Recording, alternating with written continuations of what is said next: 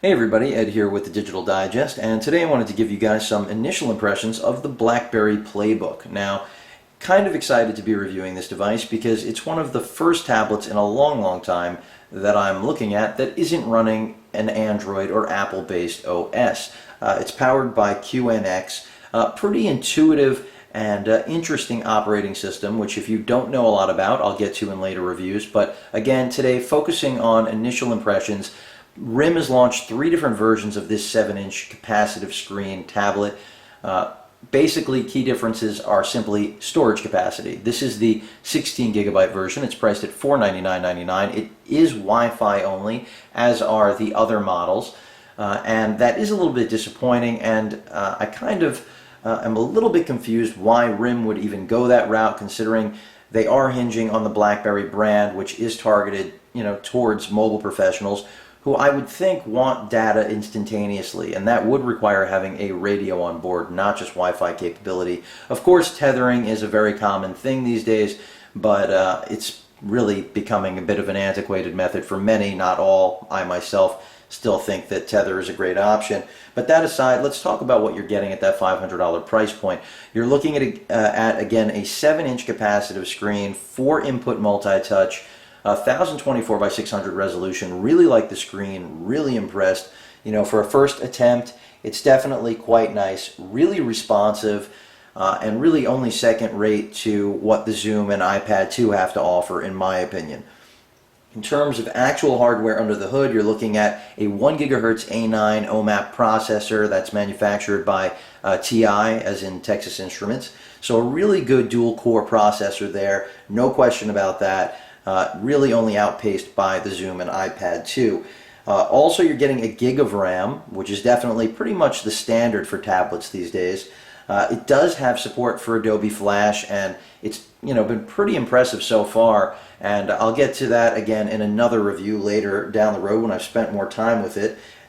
Also want to point out, of course, you've got a 3 megapixel front-facing camera as well as a 5 megapixel rear cam.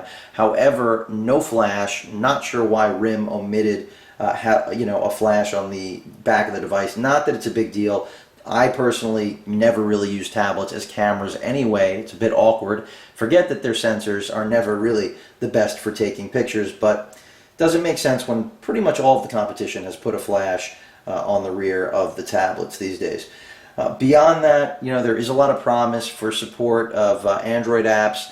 Unfortunately, out of the box, this device does not support any Android applications, and until it does, it is lacking quite a bit in the app department, because really there's nothing out there for this device right now, at least at launch. So let me show you guys some hardware, since I've done plenty of talking already.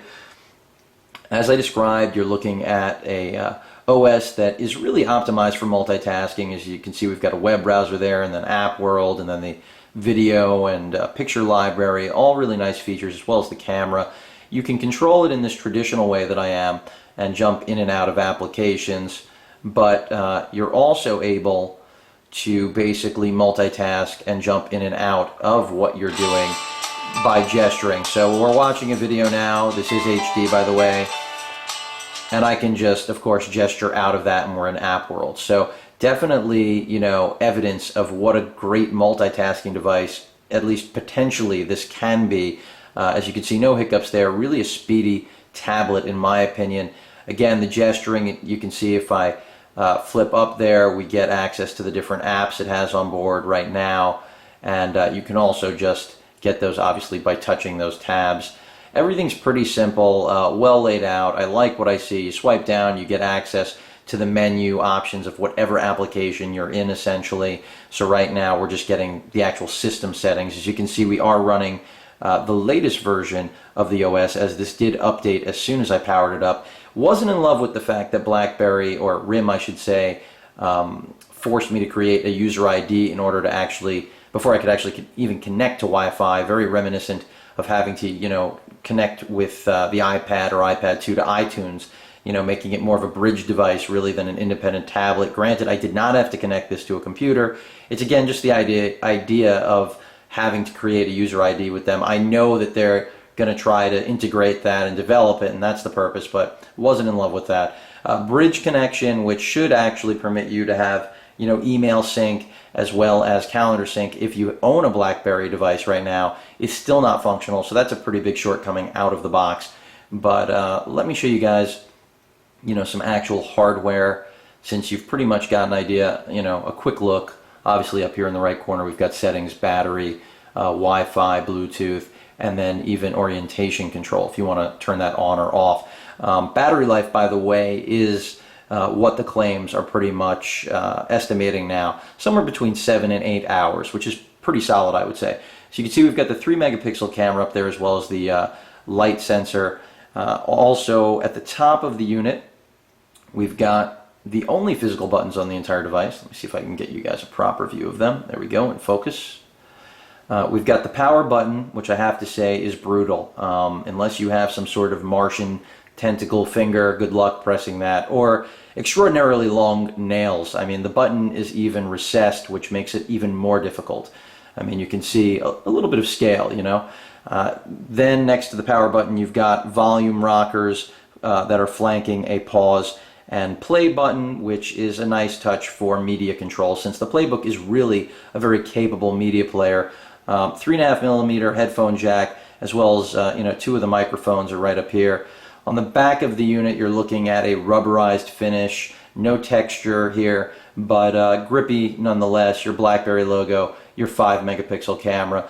The unit weighs a little less than a pound, by the way, so even though it's a really small device, it is really compact and solid.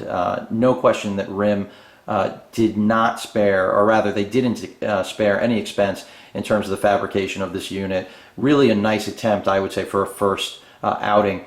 You've got your, of course, ports here at the bottom, power, USB, and HDMI.